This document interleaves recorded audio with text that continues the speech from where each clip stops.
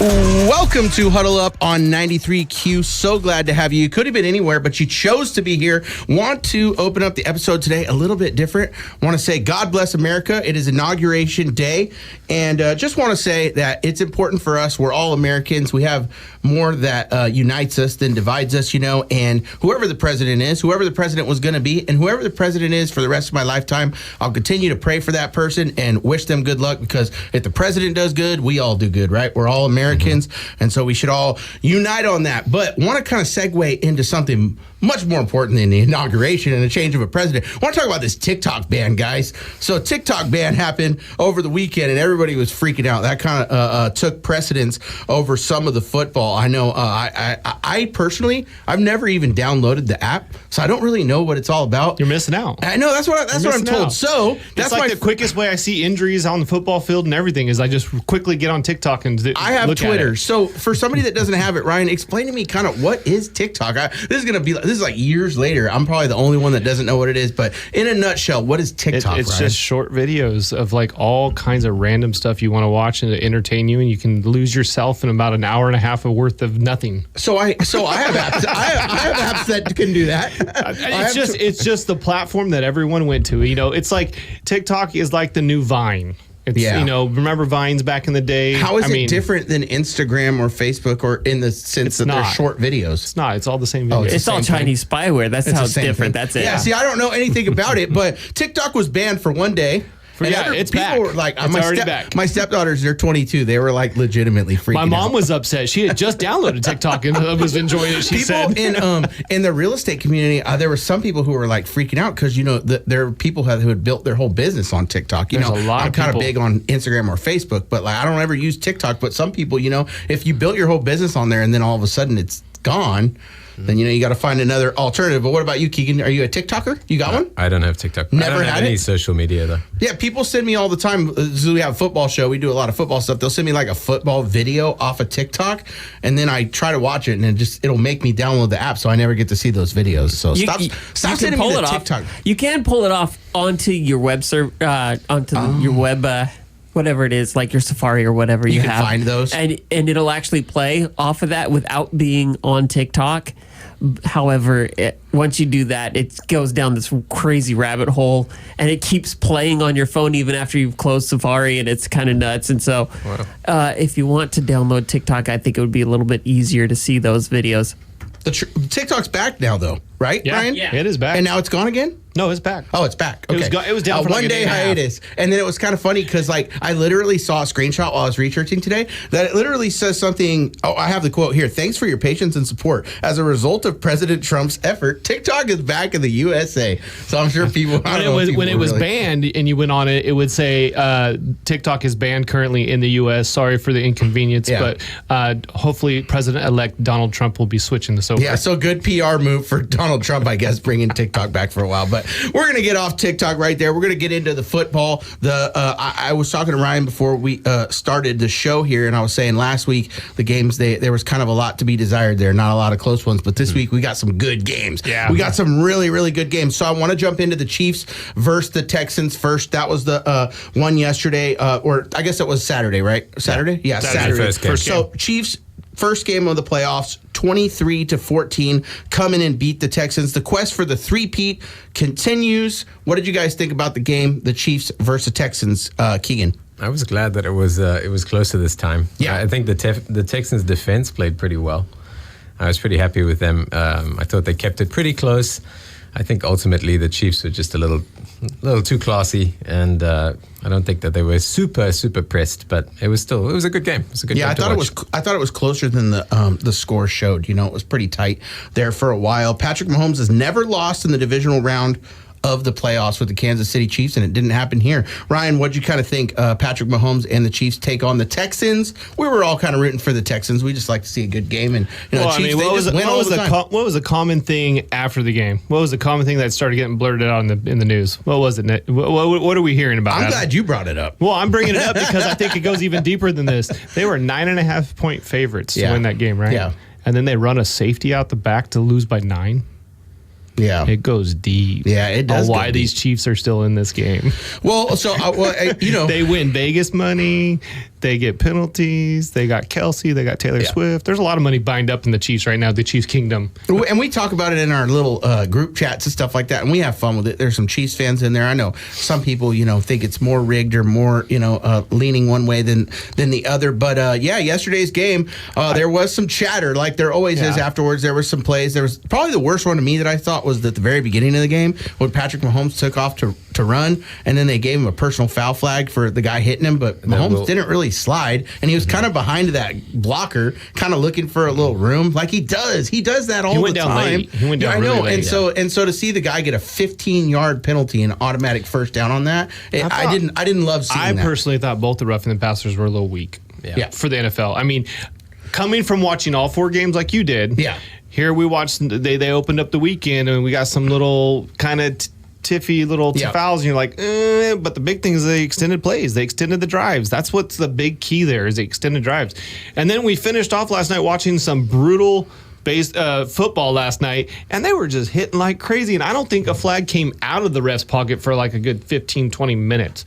And you're like, whoa, they're letting these guys play tonight. Yeah, no, absolutely. Which is nice to see that. Yeah, it was nice. No, I like to see it. I thought the most telling thing is normally, the fans will kind of chirp back and forth on social media, but you don't hear a lot from the players because players they don't like to say too much. But after the game, you had 2 players and a coach kind of, to me, saying some kind of tongue-in-cheek comments about it. Having the coach D'Amico Ryans say, knowing what we were up against in this game, we cannot make mistakes that we made. We had a lot of self-inflicted mistakes that happens, whether it was special teams not converting, defensively not being where we were supposed to be in coverage, offensively not protecting the quarterback, on top of everything else we had to deal with. That's always going to be an uphill battle. Mixon they interviewed Mixon, he was kind of saying, and then also the quarterback there, Stroud, he kind of said a little stuff. So did Will Anderson Jr. Yeah, and so normally it doesn't happen after games, but this is one after the game. Do you think the Texans are being salty, or the Texans kind of got a little bit of a something?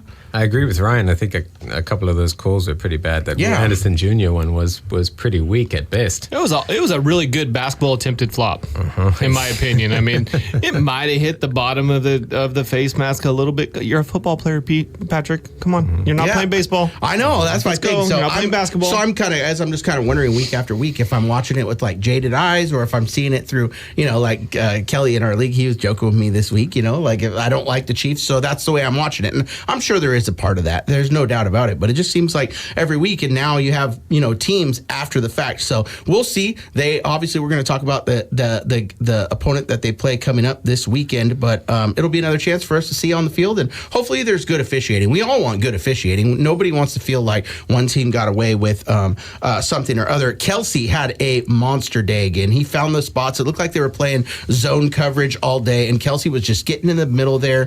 That Al-Shaziz Shayer or whatever his name is.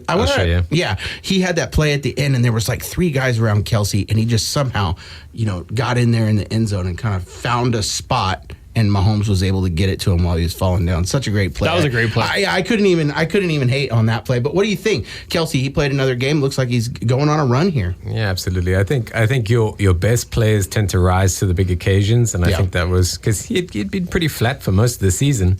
But when he gets his opportunities and that connection he has with Mahomes, he just takes advantage of some sort of not great coverage there. And had a great game. We have 2 teams going opposite directions going into the playoffs. We have the Texans that pretty much, I think we could all agree, limped into the playoffs because they won the division. They're sitting there with their top 2 receivers completely out for the season, and Diggs and Tank Dell. And the Chiefs are getting players back. They're starting to grind. They're starting to get back into their spots. So, playing with home field advantage, getting your players back. I mean, you're playing a team that lives in the postseason every year after year, and has a lot of experience there. Yeah, no, it was if anything, it was a good game just for experience alone. But the Texans, they've had some injury woes and things like that. The Chiefs are the 4th team in NFL history to follow back-to-back Lombardi trophies by advancing to the conference title game. So they advanced just like all the others did, but the 3 previous all lost. So if the Chiefs were able to get back to the Super Bowl, they'd be doing something that the 3 previous teams before them hadn't been able to do. So before we get off the topic, I want to examine a little bit or talk about the Texans a little bit. Ryan kind of did, but Keegan, how did you think about the Texans season? Do you think it was a matter like if they had the pieces, they would have fared better, in this particular game? Or what do they need to do next season to make sure they can get over the hump because the Chiefs, they're just not going anywhere. I do think that the injuries definitely did hurt them. They did lose Nico Collins as well for 4 weeks. He's such a tremendous player, though. He was. But Awesome could you imagine if there was other weapons to take some heat off of him? Exactly. Yeah, and then they had Diggs just got injured almost immediately after that, maybe a couple weeks or whatever, and then Tank Dell, of course. I think C.J. Stroud he took kind of a step back this season. Although Really? I think. You don't think so? Well, I agree with you. I think he took a step back, but I think I don't know if it was like personnel, but man, I thought he played really tough yesterday. I thought he was out there really giving it his all, and he couldn't do it alone. And for whatever reason, like they were able to run the ball really, really good with Mixon, but they could not get in the end zone because they were running all over the Chiefs. He had 2 good games kind of towards the end of the season here. So he played well against the Chargers, and then he played well against the Chiefs as well. But ultimately, I think he took a step back from what we expected from him because he had a really good season last season. Fair point. I think his offensive line didn't help him because, they kind of got a little bit better towards the end of the season, but they were terrible in the beginning. And he was getting sacked. What was it, against New York? He got hit like 8 times or something. Yeah, he got hit a lot. Defensively, I think they showed He got hit a lot yesterday, too. There was twice where he had to go for first downs, and he had to lower his shoulder, and the one you could tell he was hurting. I think he's playing okay. I will will agree his numbers dropped a little bit, but I think it also has to go hand in hand with the offensive coordinator and the missing weapons and stuff like.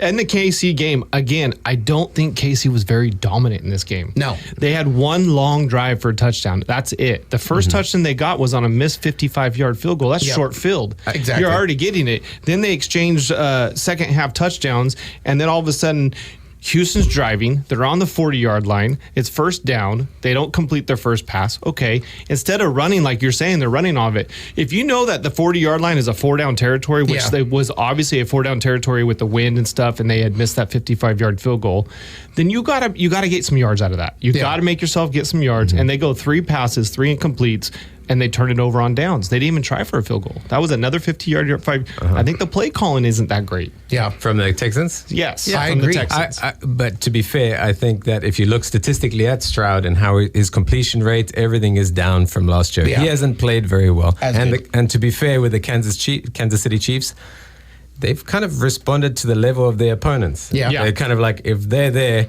Kansas City is going to be just a little bit better. They haven't really been pushed as of yet. Yeah. So like Ryan said, the next game's going to be fun. Yeah, so we're all thinking like the Texans could have, if they were healthier, they could have, put a better effort out there. But we're still kind of all thinking, because I don't know if this is what you're saying, but I agree with you. The Chiefs, they're just like, we would have to see them at full staff, the Texans, to even know if the Chiefs, they're so good. Whoever they're playing, they just are a little bit better. I like that what Keegan said. Just think about that Buffalo game. When was it? Like 3-4 years ago now, whatever, when they had the AFC Championship. Oh, the 13 seconds left on the clock and they come back. Yeah, exactly. And that's what they do. They did it all season. Well, how many times have we talked about how many close games they won when they were undefeated, kind of winning by the skin of their teeth? And so, I agree with that. I agree with that. Well, I think the Texans have a bright future. I think Stroud, he looks pretty good. They're going to get some pieces back next year, and they're going to be around for the foreseeable future. Yeah, I agree. I agree. They look good. The Texans. They look good. Yeah, absolutely. We are going to go to commercial break, guys. Come on back for the second segment of the show. Huddle Up on 93Q.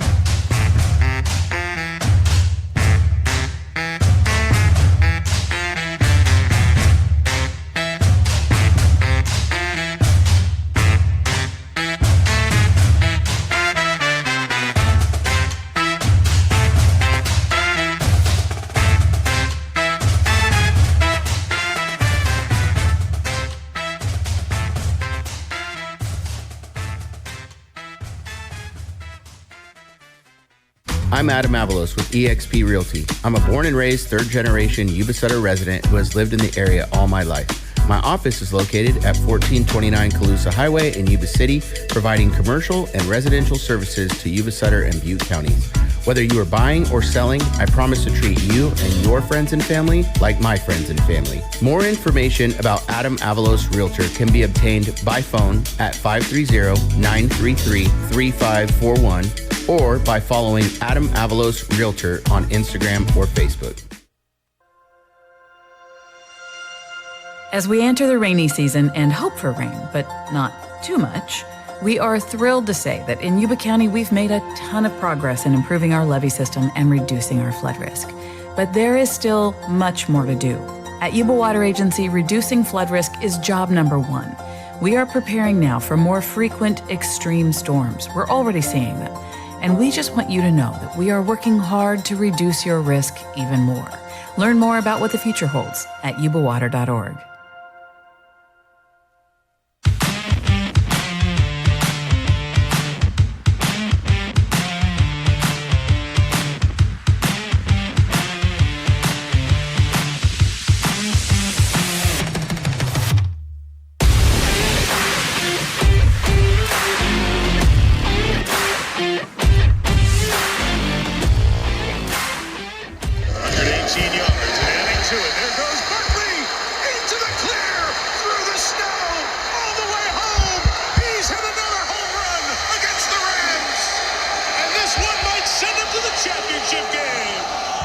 That was Saquon Barkley yesterday with an awesome run. When he started hitting his helmet when he was running, that got me pumped up because you could tell he probably saw himself on the jumbotron. He did. If you look at it in slow motion, he's looking up. Get the fire alarm out. I got to pull the fire alarm on the broadcast team. The broadcast team, he literally scored that touchdown, and then he was going to the corner of the end zone. You don't really have to get it. No, I was just joking. But, he was going to the corner of the end zone to do like one of those soccer like slides on his knees, and the camera cut to like Jalen Hurts like winking. Like, I wanted to see Saquon do his slide. Yeah, the official telecast. But what did you guys think of the game? Obviously, Saquon, player of the game. I know he's a unanimous Cool Kids Club guy. I don't know if you guys got him, but he had an excellent game yesterday. All I could think about the entire time watching the game was, how terrible do you feel if you're a New York Giants fan? If I'm a New York Giants fan watching him play yesterday, I'm just like, dude, fire the general manager. They're watching the reruns of Hard Knocks over and over, watching the GM. Like, how could you can we afford him? Do we afford him? Yeah. You can afford him. Yes. You can't afford not to. Like, if anything, you just must sign him because you cannot see him do that on... That'd be like the Niners. They got McCaffrey and they could potentially block like the Rams or something from getting him. And instead of not, then I just have to watch him on the Rams just destroy everybody. Not fun. So Saquon having a heck of a season. MVP of the running backs. I think he's the guy I would probably take this year. He's kind of a Swiss Army knife, can do it all, catch out of the backfield, but heck of a game from him. What do you think about that, Saquon and his performance and just the overall game, Keegan?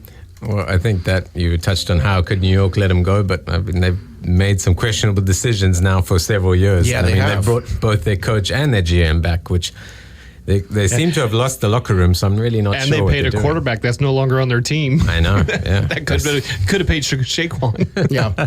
Yeah, no, exactly. Yeah, absolutely. But I'm glad for Saquon because he's actually with a good team with a good offensive line, and he's actually able to live up to that talent that we've known he's had for a long time. Yeah, just being stuck behind, in a bad team, in a bad situation. Yeah, he said, to back up your point, he said, the reason why I came here, Barkley said, this was the best opportunity to play in a game like this. He said something like, it was like when they signed him, it was kind of over the offseason. His daughter asked him where he was going to go. He said, I'm going to go to the Eagles now. And then his daughter said, so does that mean we're going to not stink now or something like that? She says, does that mean we're going to win games now? So even his daughter knew that, he wasn't on the best team. But Saquon running for a 62-yarder and a 78-yarder in that game. It's actually funny, that 78-yarder, back to your little TikTok never having it. There's actually a on TikTok, there was one where they're showing you, and it's like in writing, it says, this is Saquon looking at the line, looking at Hurts, saying, I like this. Yeah. It's a TD. Yeah. And they hand it to him. He runs 78 yards. Yeah, I had that earlier too, but he said, they were talking about it, and I had the quote somewhere, but they both were kind of looking at each other, and they acknowledged, like,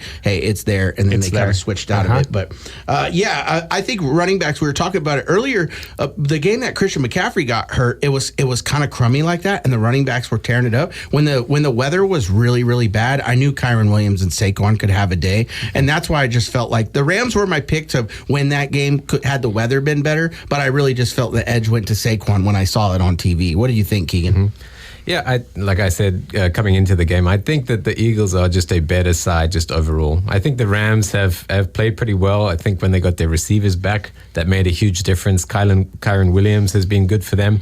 And I think their defense, their defensive line especially showed a lot of promise. They got them in some games. Obviously, we saw during the Vikings game, I mean, they just destroyed Darnold and the chances of the Vikings to win it. This one here was a little harder. They were going against a better offensive line, but I thought they still played very well. They did. They had a chance there. I mean, they were right down there at the end. So this game, in my opinion, all 4 games over the weekend were great games. But all 3 of the 4 had very similar outcomes because of one thing: turnovers. Yeah.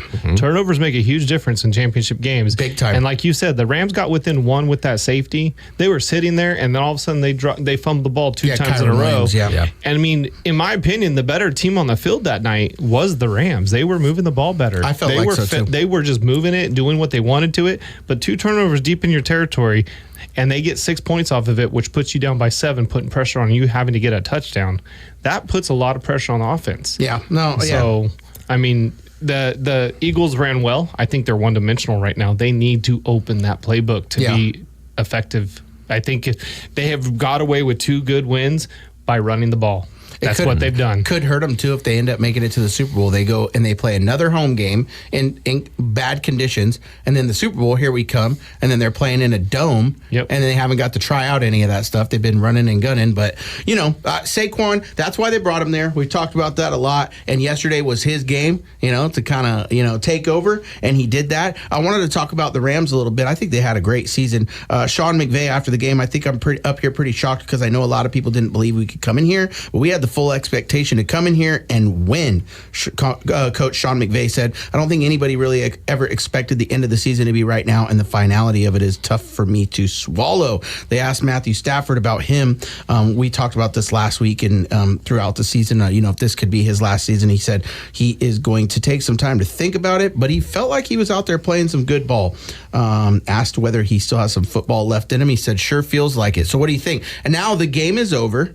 It happened. Cooper Kupp, there's some stuff that maybe he might not come back next year. Maybe potential trade. He said it's not in his hands, he said now. Yeah, Puka's coming back. We know that. But obviously he'd probably want to have both weapons. What do you think, Matthew Stafford? Does anything that happened yesterday or whether Cooper Kupp stays change anything about whether he retires or stays?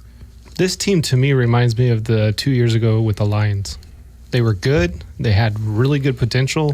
You got to run it back. Yeah. I think if you run it back, you have a great season. That's what I think. I mean, they got the weapons. They got the defense is clicking. The front 4 are going nuts. We thought they were going to take a step back with Aaron Donald being gone. Yeah. And these guys are just doing well. Yeah. I think you got to run this whole team back one more time and see what happens. Yeah, I think so too. I think if they have Cooper Kupp, and I don't know why they wouldn't re-sign. He still has 2 more years left on his deal. Kupp was out for a little bit. Puka was out for a little bit. Yeah. Higbee was out for a little bit. They all came back, and they all started winning. Well, and if they win more games, they maybe don't have to go to Philadelphia. Yeah. Yeah, because, that's the thing for them. I mean, it does stink that you play all those games, and then, I feel like maybe the same way that you do, because the Rams, you're saying they maybe they were the better team. You get there, and then it becomes a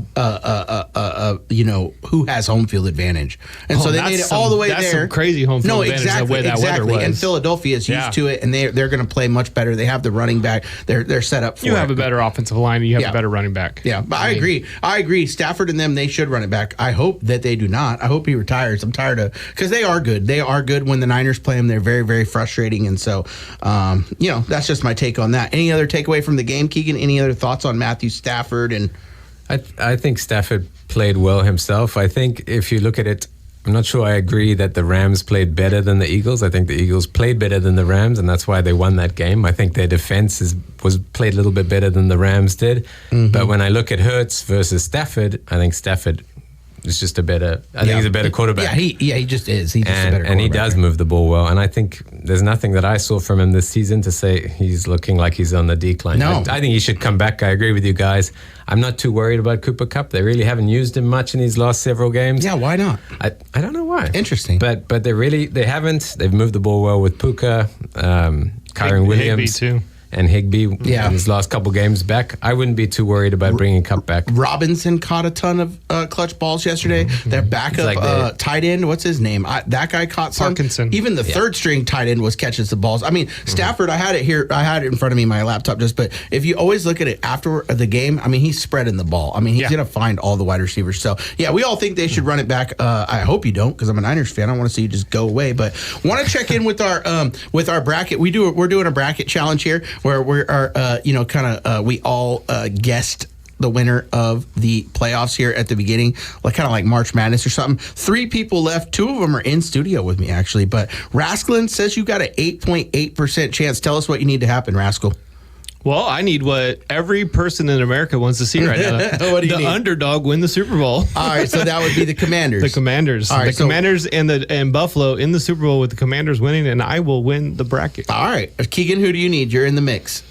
Gotta go with the old Buffalo Bills here. Keegan, if they win, I win. Keegan needs the Buffalo Bills to win. And Kelly, he's in first place. He's watching this. We got the Ohio State game on here, Kelly. Is Ohio State winning this game? 21-7. All right, 21-7, Kelly. Good for you. But Kelly is winning right now, and all he needs to win the whole darn thing is for KC to just get to the Super Bowl. Win, lose, or draw, Kelly wins. So I don't like Kelly. I know, Kelly. So we're needless to say, we'll all be rooting for the Bills this weekend. No wonder he thinks those calls were legit. Yeah, exactly. No wonder he thinks. Yeah, he already knew in advance. Yeah, exactly. So that's our bracket challenge. We have a lot of fun. Want to get into the Cool Kids Club before we go to the other segment. This is a segment every single week where we throw on some glasses in studio. Man, I'm going to miss this. Just for you guys, like a little break here, but just so I could tell you what's happening with the show. We got a few weeks left, obviously, in football season, and then we're going to be taking a hiatus, but appreciate you guys so much for joining us all season. And I don't know, I plan on being back next season if Gary will have me. And you're always welcome. All right, I love it. He says we're welcome. So we appreciate you being here all season. This has been just a blast for me, coming, hanging out with the guys, talking football, watching football. It's just, as you get older, you become a realtor, a dad. You just don't have as many hobbies, and so hobbies. You don't even have any hobbies. You know what I mean? But hobbies. And so watching football is a good one. You're not hurting anybody. It usually happens at night. You can just kind of kick your feet up, watch a little football. So Cool Kids Club, let's go. I'm excited about this one. Who you got, Ryan? Who is your newest inductee in the Cool Kids Club? We all said Shaquan was pretty much like the unanimous one. So Yeah. of course I had to dig a little deeper. All right, cool. Let's not go And I wanted to dig a little deeper than Jayden Daniels because he had a great game too. Okay. I'm actually gonna roll with the Buffalo Bills defense. All right, I like it. Because to me, they were all week were told they were outmatched. They were small. They couldn't compete. They couldn't play. And you know what? They caused 3 turnovers in that game, and they won that game. Yeah, they did. Yeah. Yeah, no. So I'm going Buffalo Bills defense. I think the key to that game, I know we haven't really talked a lot about it, but is that middle linebacker. He was not part of the first game when they got their butts whooped by the Ravens earlier in the season. Yeah, him. Milano. Yeah. He had. He's a game changer. Yeah, big time game So changer. I'm going to give them the inductee this week. I like that. I like that. Buffalo Bills defense. I always like when you kind of go off the grid there. Keegan, who you got? I'm going to go with Travis Kelce. 7 for 117 and a touchdown. I know, but he Might as well can't. say Taylor Swift. Yeah. There you go. Her too, I guess. You got a little tidbit to play, Gary? Well, I was just sitting here thinking, this song that we're not going to be hearing is "We Are Never, Never, Ever Getting Back Together." So, Caitlin Clark was up in the booth with them. I saw it. She got a lot of grief for that too. I heard the best female basketball player. But hey, he balled out. No, he did. No, He's class. he did ball out, and honestly, it's like when I was watching the game, it was like so crazy to me because it was like he seems like a guy that you should be on all the time, and he just finds a way to get open. We talked about him. Have you seen him run routes? Yeah, he runs 5 yards and looks around. That's like, it. I'm That's gonna it. go right here. That's it. He doesn't. He is like he doesn't to me, run around. Of all the guys in the NFL that don't look like they should be that good, to me, he's the most perplexing. Yeah. Like he's just kind of lumbering, and then like he said, he's like. Because everything's an option route for him. He's like looking left and right to see if Mahomes is fitting. They showed him on one of the play where they went the different direction. He ran like a 5-yard turnaround. He's looking around and he was like this. And then the ball got thrown and he looked around. And he's like, I was open. Yeah, exactly. He's a different guy, but yeah, that's a good one. He, you can hardly argue with the fact that he's one of the best. Cover Kelce in the playoffs. You have to. You have to. And he's so hard to guard. He's just a mismatch. I mean, DBs, his size, he's going to beat you, and middle linebackers, he's much quicker than you. So my guy is, I'm going to give him one last one because I'm hoping it's the last one I give him forever. We were just kind of talking with him, but my guy is Matthew Stafford. In the fourth quarter, man, the snow was all over his helmet, and I just looking at him, he's a pretty pale guy. His cheeks were all rosy, and I just thought, come on, man, I wanted him to win the game, and I thought, what a legendary career this guy has had. Coming from all those Detroit days, he was a guy that was a great quarterback then, and just was on some terrible teams, and then he finally got to come over here to the Rams. Good for him that he got a Super Bowl. He is my cool kid of the week. He's been my cool kid, I think, a few times this season. I hope you retire. I hope you don't play anymore, anymore because I'm tired of seeing my Niners lose to you. But a heck of a career for Matthew Stafford. Whether he decides to play longer or hang it up, a Hall of Famer for sure. And coming over to Los Angeles and getting a Super Bowl was really the final feather in the cap that I think he really needed. So yeah. Good call, but you did break Ryan's rule, though. I know, huh? They didn't win. I know, huh? You can't. It's Mike Evans last week. Thank you, Keegan. Yeah. I got you, sir. Thank you. At least you know the rules now. I was going to throw a flag, but then I thought, it is KC. We were talking about that. I can't do that. So going back on Stafford real quick, because there's the wishy-washiness of does he retire, does he not? Have you seen other players where they're wishy-washy like this and then they decide to go for it and it's not a good choice or it is a great choice? Yeah, Aaron Rodgers this year. Yeah, right? Yeah, no, it happens all the time, but I don't think it would happen because what Ryan said. Like in this particular situation, the coach is still there. All the personnel is still there. Those two players, I think whatever happened with Cooper Kupp, I bet we're going to find out that he was injured at the end of the season or something because he was hot at the beginning of the season. I had him on fantasy football. I had like 14 receptions the first game. When Puka was out too. Yeah, exactly. But, yeah, because I see that in Supercross a lot, where there's a racer that they're thinking about retiring, and then they're like, "No, I'm going to go an extra year." And usually it's a down. The one that strikes out that it didn't do it was Eli Tomac, and this year he's on fire. He's been talking about retiring for the last 2 years, and he just keeps coming back. I think the majority of the football players tend to they talk about that retirement, and most of them tend to, when they try to play it out, don't do very good. A lot of times they get traded. I think there's only two that I know off the top of my head that have really didn't go to the next level, but did succeed when they came back from retirement or talked about retirement, but yet was Peyton Manning. There was a lot of talk about him retiring because of the injury of his neck, gets traded because the Colts don't believe he's good, and he ends up winning another Super Bowl. Granted, the defense won that Super Bowl. And then Tom Brady, of course, coming out of retirement, winning another Super Bowl. And I wouldn't say that both those guys, you're right, they had tremendous success afterwards, won Super Bowls, but there's been other guys, though, like Brett Favre. He didn't win a Super Bowl afterwards. He won one with the Packers, but he was really good with the Jets and the Vikings. I mean, he literally, they were like poverty franchises, and he took them to where that they could at least hang with people because he was just gunslinging. But yeah, most of the time it doesn't work out that great for sure. But if you're staying in the same situation for Stafford to come back, I don't think anybody thinks that he would have too much a decline, right? And his game he's already slow. His game hasn't shown any decline either. No. With Aaron Rodgers, you kind of felt like it looked a little suspect, and then he's like, we'll give it another bash, and it was even worse than it. Aaron Rodgers' game was always predicated on being able to move around too. Matthew Stafford's is never. He just stands in the pocket. It's funny that you say that because we were watching that game in the house, and me and my wife were sitting next to each other. Her exact comment was, "I don't know who that guy is, but he stays in there as long as he can, and he throws the ball before he gets creamed." Oh yeah. She goes, "I gotta respect that." And I'm like, "Oh yeah, he's a quarterback. He's the most Tom Brady like in the NFL right now. Because when he's back there in a Tom Brady would up on his tippy toes, and he would just stand in there and just move like ever so slightly. Yeah, you know what I mean. And Matthew Stafford's the most like that. Everybody now, somebody gets close to you, they want to take off. You know what I mean? But like Matthew Stafford, he's staying in there. He's getting hit. I love him. I love the guy. Even though he is obviously playing against a competitor. I wanted to talk about the Commanders game. We're not going to be able to get to all this stuff, guys. So much stuff happened, but wanted to jump over to the Commanders game. Obviously, the biggest upset of the weekend there. The Commanders and the Lions. The Lions, I feel like they were America's darling here. Everybody kind of wanted them to win. I wanted them to win the game before it started. I thought because I'm thinking of it more like I want I want there to be good competition in the next round.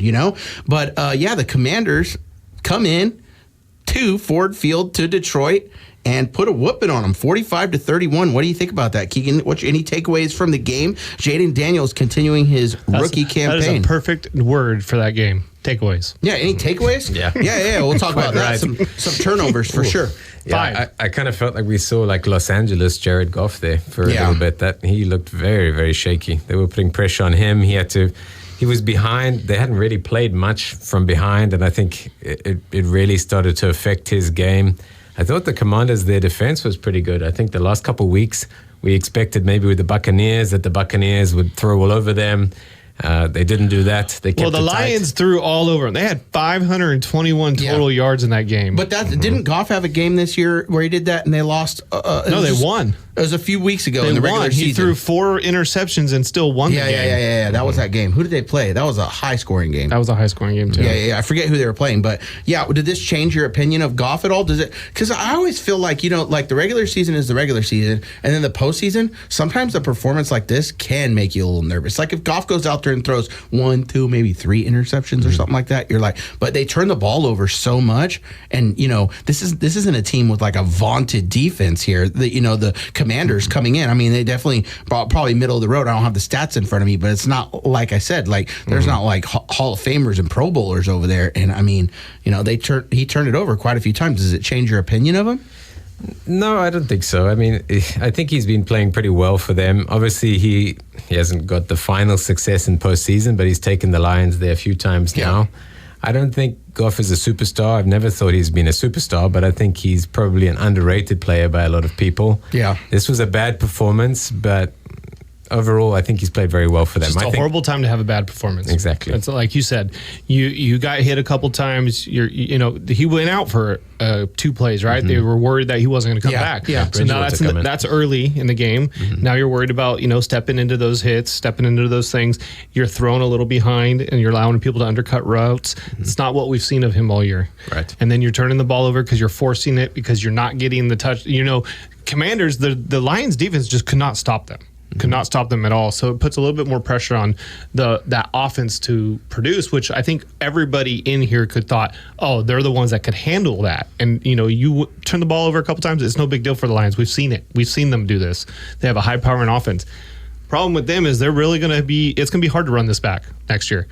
Most likely going to lose both their coordinators. Yeah. I mean, it looks like today they've already lost their offensive coordinator. Yep. So that is going to be extremely hard. Niners, we know this all too well. Yeah. It's like it especially hurts if you get there and you like don't win Super Bowls, right? Because then you're still good and the people still like your coaching staff, but you don't have a ring to show for it. Well, and so they still pick all your guys. And here they were good last year, and the team decided to stick together and run it again. These guys had offers last year to be coaches. They decided to hold it out. They want to run it back because they thought they had this chance. They took a week off and it hurt. Yeah, the week off definitely did hurt them, and we were talking about that. We were talking about like the advantages and disadvantages, and I think that it really did hurt them. And a lot of times, what we'll see, because I bet historically, statistic-wise, the favored team, the 1 seed, wins. Statistically, so much more than whoever they play. But it's like the Commanders had that advantage, like in the first quarter of them being off, and they took it, and then they just kind of rolled with it. But double-digit underdogs in the game coming in. They were like, I think it was 10 or 10.5 point underdogs. And Jayden Daniels said, I've always believed that we could achieve more than people give us credit for. The Lions, like you said, turned the ball over 5 times after the game. Dan Campbell said, this isn't time to talk about what a great year we had and all the wins. We're here to get to the show, and we fell short. This hurts. Yeah, it's tough when you have a season like the Lions had, and where you feel like you're all in, and then it just doesn't work out for you, right, Keegan? Mm-hmm. Yeah, absolutely. I wanted to make one point that I thought about the game. I thought the Commanders really took advantage, and I think this is going to be a key for next week, but they really took advantage of the fear that the Lions had about Jayden Daniels running the football. If you look at the averages of Brian Robinson and Eckler, Brian Robinson averaged 5.1 yards per carry, Eckler 7.8 yards. On those RPOs, you could just see when they were showing the replays, everything happens so fast, but when they show the replays, those middle linebackers and outside guys, they were so keyed in on Jayden Daniels that by the time that one of the running backs got the ball over to the other side of the field, they were already kind of stopped in their tracks, and they had big rushes because of that. There was a couple times too you could see that RPO happen, and the linebackers suck in, and then the pass goes right over the top of where the linebackers were for a nice big 30-yard gain. De'Ami Brown was really involved in the game there. Yeah. I thought Eckler actually. Watching him, he looked like the Eckler of like 2 years ago. Yeah, he did. He was just looking great. Well, it's the beauty of the playoffs. You're kind of going to get, if they can, you're going to get guys like, rolling back the clock. They're going to be trying to do whatever they can. Now's the time where you don't worry about a broken leg or, whatever the case may be. You broken leg. You just dragging it out there. Yeah, just dragging it. Well, you don't worry about the possibility of. We're going to go to commercial break. Come on back. Hopefully all our bones are intact when you come. Huddle up on 93Q.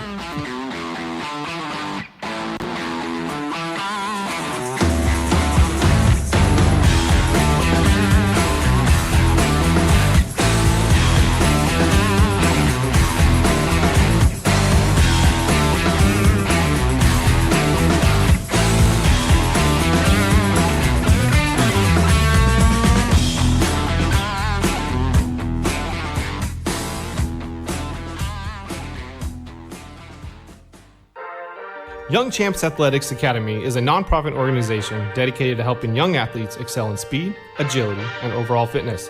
Their mission is to provide a safe and nurturing environment where young athletes can grow both physically and mentally.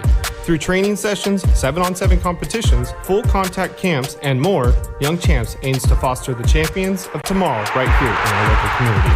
More information about Young Champ Athletics Academy may be obtained at the Young Champs Athletic Academy's Facebook page or contact Gabe at 530-300-8908 or Art at 530-713-9214. Young Champ Athletics Academy is a proud sponsor of Q Community Radio. Here comes your local weather forecast from community-supported 93Q. Tonight, our skies will be clear with a low around 33 and a north wind at around 10 miles an hour and gusting as high as 18 miles an hour. Then sunny tomorrow with a high near 59 and a light northwest wind. And Wednesday will be sunny with a high near 62. We'll have calm and clear conditions through Thursday, and patchy fog and frost are still a possibility in the early mornings. Our temperatures will be near to above normal throughout the week, with highs in the upper 50s to low 60s and lows in the mid to upper 30s. A system is then predicted to move in late Friday and bring a slight chance for precipitation. And this weather forecast is sponsored by Yuba Water Agency at yubawater.org, investing in Yuba County and protecting and strengthening the Yuba River's fish habitat. For 93Q Community Radio, I'm Kurt Baird. Thanks for listening and have a good evening.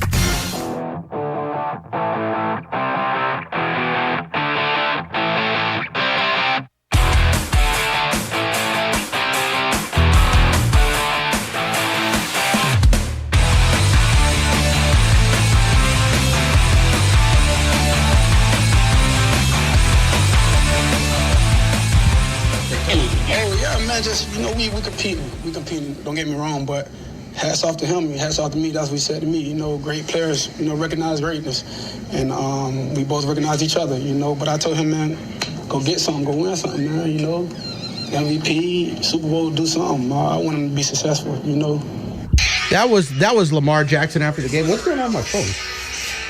You're just wanting to rock out, that is for sure. What the heck is going on?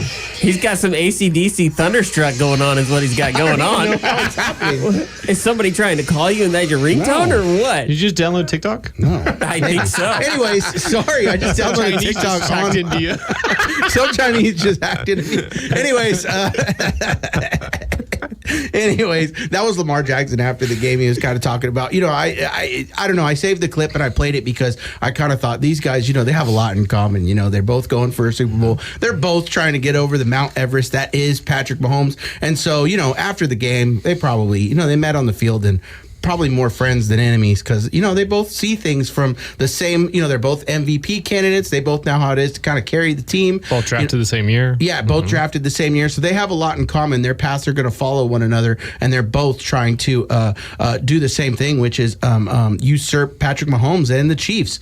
But obviously a disappointing loss for the Ravens. It felt like yesterday it was going to be super disappointing no matter what because either of those teams, they're both poised for a Super Bowl run. It's really upsetting that they had to see that matchup in a divisional round versus championship round. Yeah, you're probably right. You're probably right. But there's, it would have been the same thing if Burrow got in and we have Mahomes. There's too many good. The AFC is just really, really, really good. And so yesterday, obviously, we know what happened at the end of the game. The Ravens are driving the field. They have a chance to tie it up. Lamar Jackson kind of rolls out of the pocket and throws one into the end zone, right at the corner of the end zone to Mark Andrews.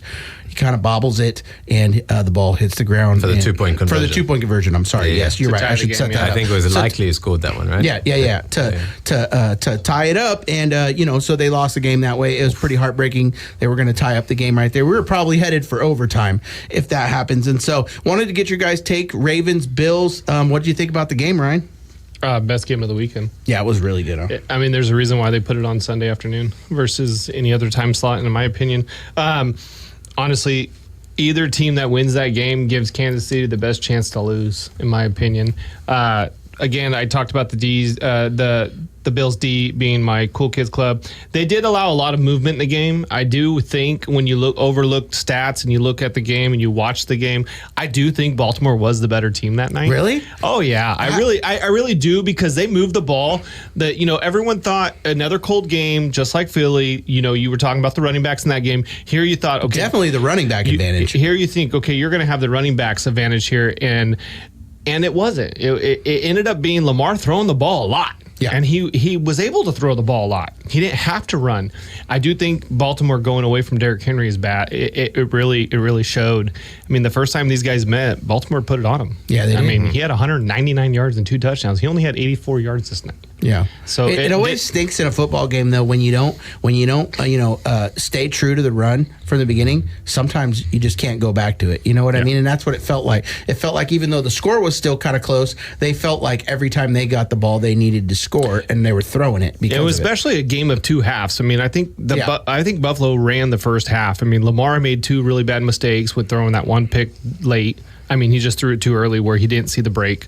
And then you had him drop the ball because it was cold. You can tell that the cold affected Lamar. He always had his hands in his pockets to the last second. He was always trying to get him out. He was trying to keep him warm. Yeah, he wears the hood. He was cold. Yeah, he's very cold. Yeah. And he doesn't like gloves or anything, right? He doesn't like gloves. Yeah. I thought this was an MVP game. I know that the MVP doesn't get decided by this, but I felt like it was the unofficial MVP. The MVP award goes for the best performance of the regular season, and this year that was Josh Allen, hands down. But I thought, as far as who I'm going to go to bed tonight saying is the MVP in the National Football League, probably whoever wins this game is going to have my MVP vote. And I thought that the Ravens had a chance to do it. They have the more complete team, and they couldn't do it. They're used to playing in cold weather too. Obviously, they didn't get the home field advantage, so that kind of stinks. So they had some games that they let go early in the season that would have helped with that. But I think that after that, I think unanimous, not just for the season, but in my mind, for just this season in total, who is the MVP, the most valuable player in the league? To me, it's Josh Allen. I'm going to go with him.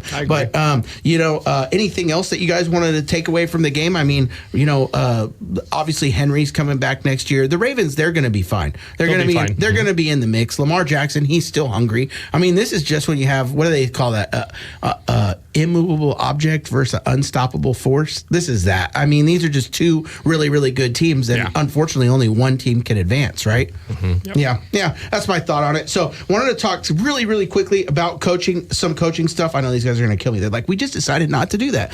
But Bears finalized the deal. Throw a flag. All right, go ahead. Bears finalized a deal today to hire Ben Johnson. So, Lions already getting picked from, and there's some other coordinators that are probably going to, get interviews from the Lions as well, correct? Yeah, I believe the defensive coordinator also is getting interviewed across the board. Cowboys just interviewed Seattle coordinator Coach Leslie Frazier for their vacancy. Today I was kind of thinking, does this seem like a real hire, or maybe just somebody that they're interviewing right now for fun? I don't know. Maybe nothing to that. Well, supposedly the Bears, before they just offered Ben Johnson the job, interviewed 19 people in the last 2 weeks. So I know, they've been definitely getting dirty in the interview room. You know what I mean? But Niners willing to make Robert Saleh the highest paid defensive coordinator in the NFL. And then I read something today that he's going to go interview with the Jaguars now, too.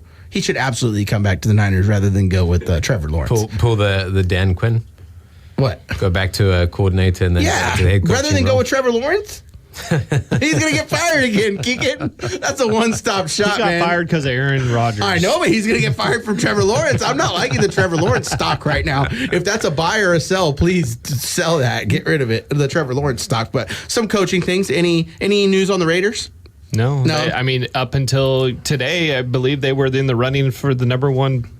They predicted Ben Johnson to go there. Yeah. So, I mean, as a Raider fan, I just want him to get it right. And with hopefully Tom Brady in the office, as much as it hurts me to say, him being there, at least he's a winner. He's going to look for the winner. He's going to look to do this, and hopefully we can make a turn. I mean, Raiders haven't been good for a decade, 2 decades probably. Yeah, Tom Brady's going to come in there, and I think mostly locker room stuff. I don't get too hyper and excited about like who they're going to hire because So it's worse than a coin toss right now. Yeah, you're right. How the luck's going to go. Yeah, you're right. Which is why you don't want to get rid of good coaches, because good coaches in the NFL are hard to find. Last thing we're going to talk about is obviously the games upcoming. This is the most important thing. This is a football show. We want to talk about the upcoming matchups. So we have 2 upcoming matchups, AFC, NFC, this weekend. We're going to talk first about the Commanders versus the Eagles. The Eagles are favored by 5.5 points on that one. What do you guys think about the spread, 5.5 points? Do you think that the Commanders are going to cover that? Anybody bold enough to say that the Commanders just outright are going to come out and win this game?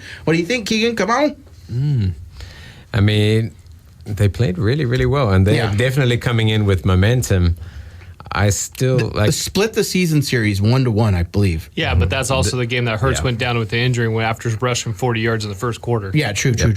All right, true. So I do think that the Eagles should be favored. I do think, again, they are the more complete team, and in my opinion, as I've had throughout this all these segments, I do think they are the best team in the NFC. So I expect them to win, but I wouldn't mind it if Washington won. They're a really exciting young team. No, me neither. I guess from mine, it's my reasoning for, I guess, wanting the Eagles. I want the Commanders to win, but I guess I agree with Keegan. Sinisterly, I want the Chiefs to lose no matter what, and so I need the best team to go against them, I would think, and so I do. I feel like the Eagles are the better team. I feel like the guys that they have maybe are a little bit hungrier. I feel like Jayden Daniels, maybe his little, his Cinderella story is going to kind of come to an end here. And Saquon and Jalen Hurts, they just won't be denied. There's some defensive players that the Eagles have. They just have a lot of guys, and I feel like they're poised right now to where Jayden Daniels, gosh, even if the season ends at the NFC Championship game, heck of a season, and they got stuff to build on for next year. I will say that last week I was kind of talking about it, but being a rookie like him, there is a huge advantage to that, to kind of just being in the moment and not knowing where you're at. And we've seen like Dan Marino, and there's just been a lot of rookie quarterbacks who have had pretty good careers. And then don't be surprised, I won't be surprised if Jayden Daniels doesn't always get back to this spot, right? The fact that he's a rookie, I think, and they're like we were talking about the RPOs, and that there's not like a book out on him is definitely helping him. Colin Kaepernick, that guy took the league by storm, and he was all over the place. And then like a season later, once they kind of figured him out, he just wasn't as good anymore. And so Jayden Daniels, there will be a learning curve, but for right now, he should take the advantage of them not having a lot of scouting on him. What do you think, Ryan? I think the Eagles will cover, and I think Saquon goes over 200 yards. All right, so Saquon over 200 yards, Ryan said. That's a prop bet for you out there, and they're going to cover the spread. So the Commanders going to win by at least 6. I watched the last game that the Commanders had to come back and win against Kenny Pickett, and the Eagles were handling him pretty easily. When that was going on. Yeah. Until the injury, until they went to Kenny Pickett, who, his first drive did look amazing, but after that, it turned into the Kenny Pickett show, and we saw what he saw in Pittsburgh. I don't know why, and there might not be any rhyme or reason to this, but I just feel like if the Commanders were to win, the chance of having a blowout Super Bowl would be greater to me. I think that the Chiefs or the Bills could potentially, dispose of them, to where I don't think anybody's disposing of the Eagles. Never know. You know what I mean? Like, it'll at least be a decent game. You never know. You just said it perfect. He's a rookie. There's not a lot of tape on him. So now, does Kansas City have the ability to actually cover him if he ends up in the Super Bowl against Kansas City? No, yeah, maybe Buffalo. Yeah, maybe not. Maybe not. Now you have a guy that you've never seen play except for the 17 games before this. Yeah, he's definitely more of a roll of the dice. The Eagles are like, I know I'm getting a I want to see the Eagles get in. Yeah, and Saquon, he kind of deserves it. As much as I don't like the Eagles, the other game, this is the big kahuna, man. This is it right here for anybody. This is one-sided in this room who we want to win. Yeah, this is one-sided. This is the Bills versus the Chiefs in Arrowhead. We want the team in red and blue to win. Yeah. I like that. Yeah, we're definitely rooting for the Bills, but Chiefs favored by 2 points in that one at Arrowhead against the Bills. What do you think? Who do you think is going to win the game? Any thoughts about that line right there? 2 points? I think that's a fair line. It's a fair line considering they were underdogs at home last time. Yeah, usually they say that the home field is good for about 2 points, so that means that Vegas is calling this game a dead even. Like, you know what I mean? Like, because usually they'll say that the swing is 2 points for home field advantage. Last time they met, it was back and forth until the 26-yard rumble that Josh Allen had. And I think the MVP is going to come out on top this time. I'm hoping. I mean, I never want to bet on this type of game. I just want to sit back and enjoy it and realize that I have no skin in the game at all. Yeah, hopefully it's a close one. I think for guys like legacies, though, I mean, for Patrick Mahomes, if he wins this one. Obviously, he goes to another Super Bowl. But like Josh Allen and Lamar Jackson, I mean, there's not even a way in your mind that you could say, hey, I'm as good as this guy at this point. If Josh Allen can't beat him, this Sunday. I'm later seasons for sure, but at this point in their career, I mean, they'll have beat him again. They can't beat him in the playoffs. And then on the other side of that, for Josh Allen, he has almost everything to gain. If he can get a win against Patrick Mahomes against this would be wonderful for his. We talked about C.J. Stroud in his year 2, right? Mm-hmm. We should talk about Patrick Mahomes and his season this year. I think he's taken a step back. Yeah. Yes, their team is there. I don't think it's because of his play. Yeah, maybe not. I don't. I think there's a lot of their defense is extremely good. Spagnuolo has flipped the script the last couple of years with the Kansas City defense, and that defense is crazy. They are very good, but again, he hasn't really been pushed to do it. So he's come through and he's performed well. He's had a couple games where it's been like, oh, the stat lines have been great. He's played well. I don't think he's really been pushed. Yeah, they've run the ball. They've got a good defense. Keegan's right. Like, we don't even know that, right now. Like, he's not been pushed, so we don't even know right now. His third down efficiencies are great with flags. Yeah. No, for sure. No, Patrick Mahomes, he's got the chance to, this three-peat is still there. They're in the AFC Championship game. We got an awesome NFC Championship game. Come on back next week, guys. We are going to be talking about Super Bowl stuff. We got Pro Bowl. We got some awards for like MVP, Defensive Player of the Year that we're going to talk about. So a super fun episode coming next Monday. Thank you so much for joining us. Huddle Up on 93Q.